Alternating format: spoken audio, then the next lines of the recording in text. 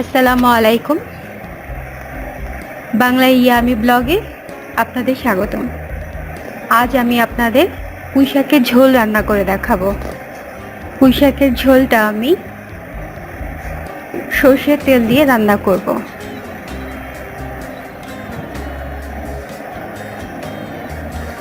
এখানে আমি বেশ কিছু পুঁই শাক নিয়ে নিয়েছি। পুঁই শাকগুলো কেটে এবং খুব ভালোভাবে ধুয়ে পরিষ্কার করে নিয়েছি সরষের তেল, যেটা দিয়ে আজকে আমি রান্নাটা করব।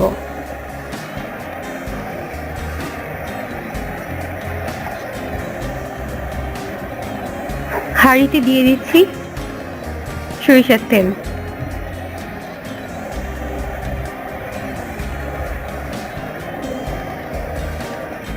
দিয়ে দিচ্ছি পেঁয়াজ কুচি,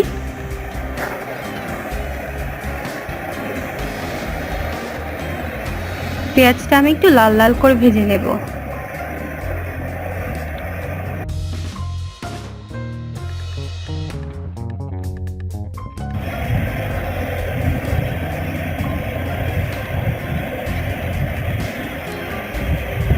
আমার পেঁয়াজটা লাল লাল হয়ে এসেছে, এখন আমি দিয়ে দিব পানি।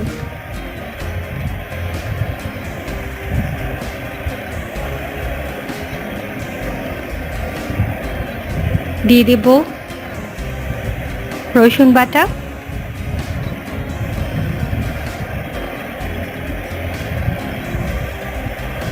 হলুদের গুঁড়া,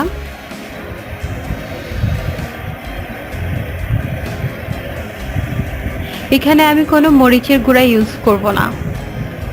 আজকে মরিচের গুঁড়া ছাড়াই আমি শাকটা রান্না করব।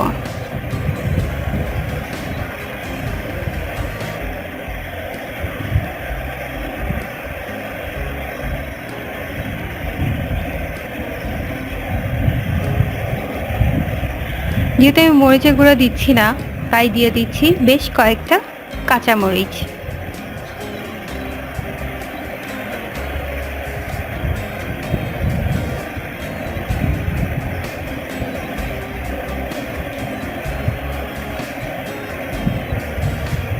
মশলাটা ভালোভাবে কষিয়ে নিব।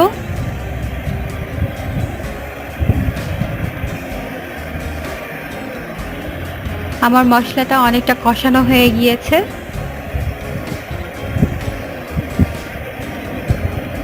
এখন আমি দিয়ে দিচ্ছি শাকগুলো।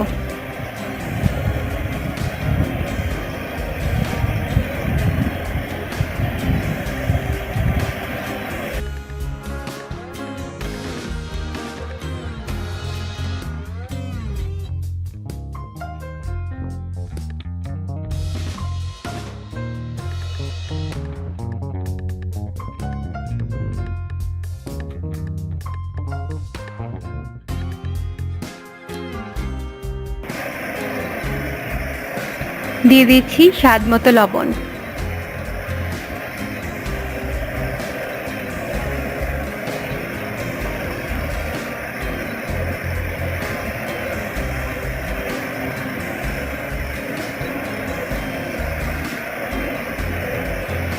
এবার লবণটা শাকের সাথে খুব ভালোভাবে নেড়েচেড়ে মিশিয়ে দেব। এতে শাকগুলো আস্তে আস্তে নরম হয়ে আসবে এবং পরে দেখা যাবে প্রচুর পরিমাণে পানি উঠেছে শাকগুলো থেকে।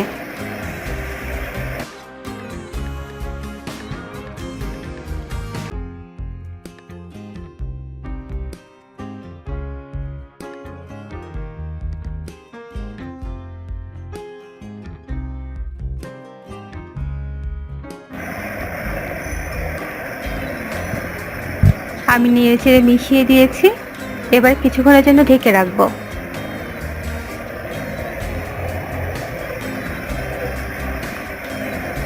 দেখুন আমার শাকগুলো থেকে কতটা পানি উঠে এসেছে। এই পানিটা দিয়েই আমি শাকটা ভালোভাবে কষিয়ে নেব।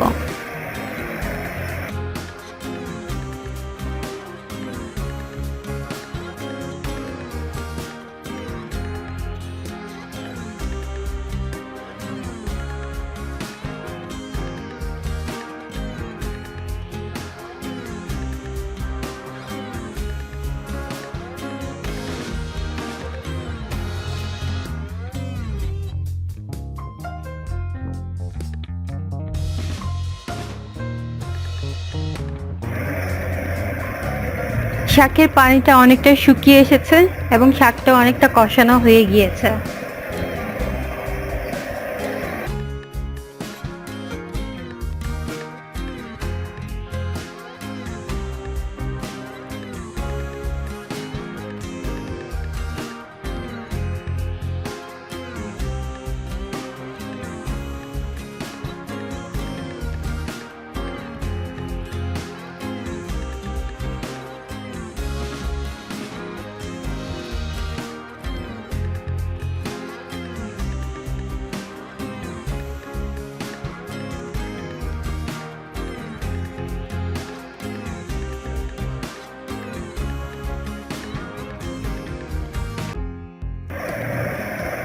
এবার শাকটা ভালোভাবে সিদ্ধ হবার জন্য আমি আরেকটু পানি এটার মধ্যে দিয়ে দিব।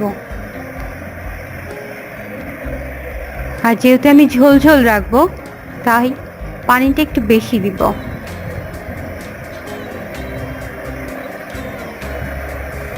দেখুন আমি কতটা পানি দিয়েছি। এই পরিমাণে পানি আপনারা দিয়ে সেদ্ধ করে নেবেন শাকটা।